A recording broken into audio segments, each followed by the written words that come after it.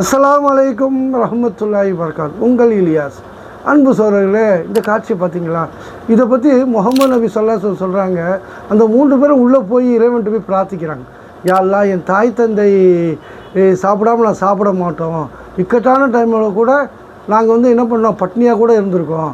அப்போ யா அல்லாஹ், உனக்காக தானே செஞ்சோம் அப்படின்னு சொல்லி துவா செய்கிறார். அந்த பாறை நகலுது.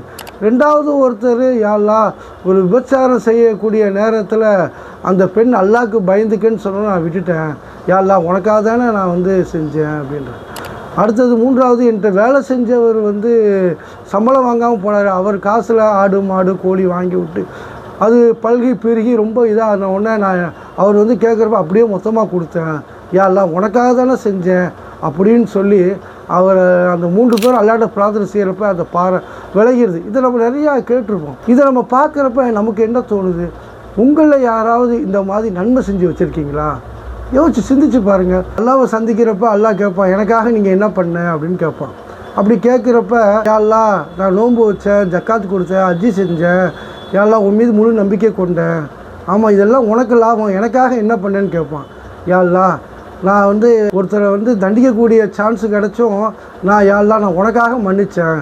அப்படியா, எனக்காக மன்னிச்சியா? மன்னிக்கக்கூடியது என்னுடைய பண்புகள் உள்ளது, நீ சொர்க்கத்துக்கு போ, நான் உன்னை மன்னிக்கிறேன் அப்படின்னு கூட அல்லாஹ் சொல்லி அனுப்புவான். அதனால் நன்மையை நிறையா ஏற்படுத்தி வச்சுக்கோங்க. அது உங்களுக்கு என்றைக்கு இருந்தாலும் பயனளிக்கும்.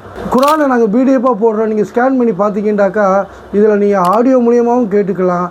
முகமது நபி வரலாறு, புகாரி, முஸ்லீம், திருக்குரான் எல்லாமே இதில் இருக்கும். தமிழ்லேயே இருக்கும்.